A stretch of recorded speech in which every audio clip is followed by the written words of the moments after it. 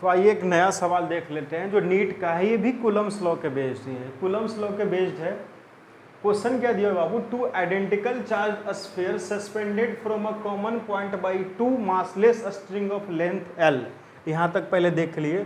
Two identical, identical का मतलब ये समझिएगा दोनों का चार्ज बराबर है। तो ये वाला 2 पॉइंट से ऐसे लटकाया हुआ है, ऐसे समझिए, ये लटकाया हुआ है लंबे तरह, रस्सी बढ़ा दिया हुआ है, ये लंबा रस्सी है और इसके बीच का डिस्टेंस बोल दिया, चार्ज क्यू है, ठीक है। आइडेंटिकल मतलब मास भी सेम है, तो इसका मास m है तो इसका भी मास क्या बोल दिया, m है, और दोनों के बीच का डिस्टेंस बोल दिया कि x है। तो यहाँ से एक वर्टिकल लाइन ड्रॉ कर लीजिए। तो x है तो ये वाला कितना हो जाएगा, x/2 हो जाएगा। ये लेंथ मैंने बोल दिया l, ये भी लेंथ बोल दिया l लेंथ का दिया हुआ, ठीक है। अब ध्यान से देखिएगा, तो ए वाला एंगल थीटा और ये वाला एंगल क्या होगा, थीटा बराबर होगा। और आपको यहाँ से एक रिलेशन बता दिया था, आपको कई बार रिलेशन बताया था। क्या बताया हूँ रिलेशन, कि tan थीटा का मान किसके बराबर होगा, tan थीटा का मान F/mg के बराबर होगा। यहाँ पे F कौन सा है, इलेक्ट्रोस्टैटिक फोर्स है। F किधर की ओर लगेगा, ध्यान से, इक्विलिब्रियम में है तो ये किधर की ओर फोर्स लगने वाला है, ये टेंशन बाबू इधर लगेगा तो इसका एक कंपोनेंट ऊपर बनेगा, तो ये वाला वैल्यू क्या हो जाएगा T, ये वाला होता है T cos थीटा और इधर वाला वैल्यू होता है T sin थीटा, और नीचे की ओर इसका वेट लगता है क्या, mg लगता है। तो इस सब इक्वेशन को जब हमने सॉल्व किया तो यहाँ से ही मिला था tan थीटा का मान क्या है, Fe/mg के बराबर। उसके बाद देखिए क्वेश्चन क्या कहता है, और एक क्वेश्चन ये क्या हुआ है, कहा रहा है कि x जो है, ये जो x लेंथ है वो l से काफ़ी छोटा है, मतलब इन दोनों चार्ज के बीच का जो डिस्टेंस है इसकी लंबाई से बहुत छोटा है। तो ये जो एंगल बनेगा वो बहुत ही छोटा बनने वाला है, बहुत छोटा एंगल बनने वाला है, क्योंकि ए एल बहुत बड़ा है और ये वाला डिस्टेंस बहुत छोटा है।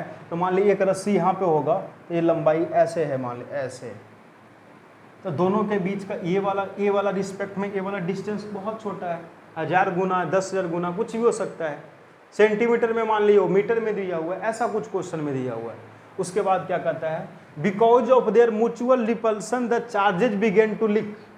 कहता है म्यूचुअल रिपल्सन के कारण चार्ज वहां से लीक करने लगता है, कि दोनों से चार्ज लीक करने लगा है, फ्रॉम द बोथ स्फीयर, दोनों स्फीयर से चार्ज लीक करने लगा है, एट अ कांस्टेंट रेट, मतलब कांस्टेंट रेट से वो लीक कर रहा है। As a result the sphere approach each other with the velocity v। तो कहता है यही चीज कहता है कि जब ऐसा हो रहा था तो दोनों जो है स्फीयर जो है वेलोसिटी v वेलोसिटी से एक दूसरे की तरफ अप्रोच कर रहा था। तो कहता क्या है, then v varies as a function of distance x।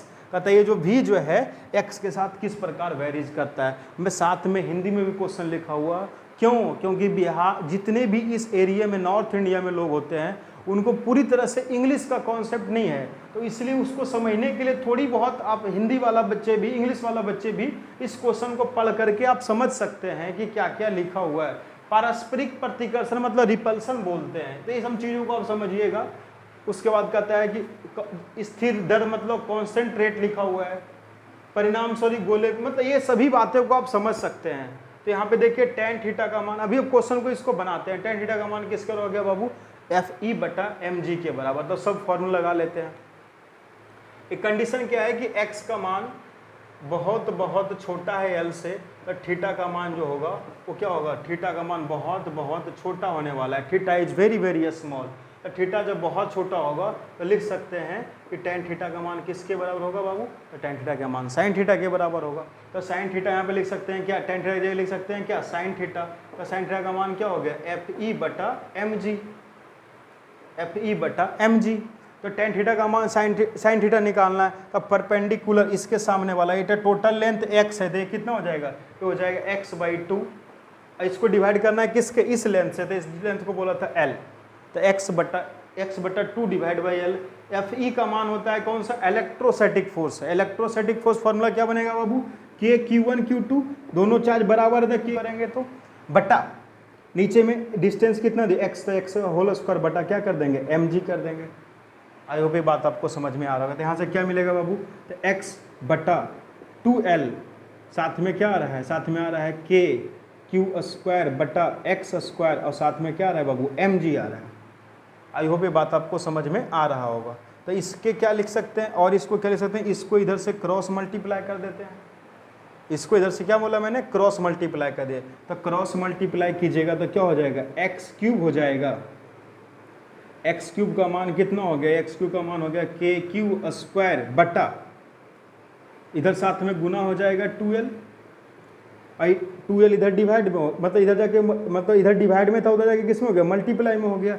X square इधर भेज दिए तो एक्स क्यूब हो गया, और डिवाइड बाई क्या बचा हुआ है, डिवाइड बाई बचा हुआ है बाबू mg बचा हुआ है।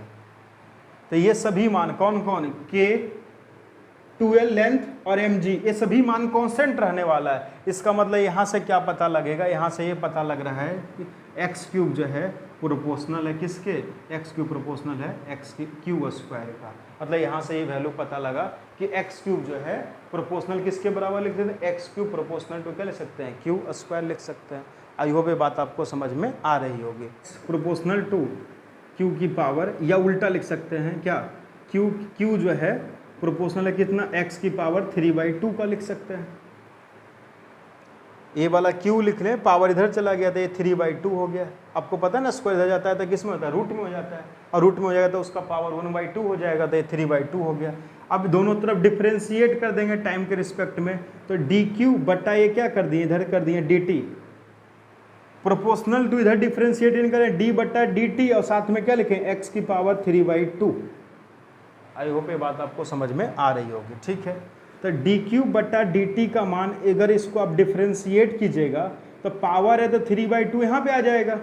उसके बाद क्या हो जाएगा, x लिखेंगे, इसका पावर को एक कम कर देना, इसके पावर को एक कम कर कितना हो जाएगा, 1/2 हो जाएगा। और साथ में क्या बचेगा, साथ में बचेगा dx बटा क्या बचेगा, dt बचेगा। पावर जो था नीचे ला दिया यहाँ पे। उसके बाद क्या बोला हूँ, उसके बाद बोला हूँ कि इसका पावर, मतलब इसका पावर एक कम कर देना, तो 3/2 में एक पावर घट गया तो 1/2 हो गया, और x यहाँ पे था, यहाँ पे t था, तो बच गया क्या, dx बटा dt। ये पैरामीट्रिक फंक्शन है, एक दूसरे पे एक फंक्शन, मतलब उस फंक्शन पे नहीं डिपेंड करता है, किसी और पे डिपेंड करता है, तो उसका डिफ्रेंशिएशन हम लोग इस तरह से निकालते हैं। और उसके बाद यहाँ पे दिया हुआ है कि dq बटा dt, dq बटा dt का मान क्या लिखा हुआ है, dq बटा dt का मान दिया हुआ है बाबू, dq बटा dt का मान दिया हुआ है, कॉन्स्टेंट दिया हुआ है, मतलब डी क्यू बटा डी टी का मान कांस्टेंट है। इसका मतलब ये वाला वैल्यू बचा हुआ है, क्या बचा हुआ है, तो इसको, अच्छा एक चीज़ और इसको लिख सकते हैं, देखिए डी क्यू बटा डी टी वेलोसिटी के साथ डिपेंड करता है, तो प्रोपोर्शनल टू 3/2 एक्स की पावर 1/2, और इसको बोल दिया मैंने v, क्योंकि डी एक्स बटा डी टी डिस्टेंस का चेंजिंग टाइम के रिस्पेक्ट में उसको क्या बोलते हैं हम लोग, वेलोसिटी बोलते हैं। तो हम लोग को ये टर्म मिल गया डी क्यू बटा डी टी प्रोपोर्शनल टू 3/2, और उसका लिखा एक्स की पावर 1/2, और साथ में लिखा हुआ v।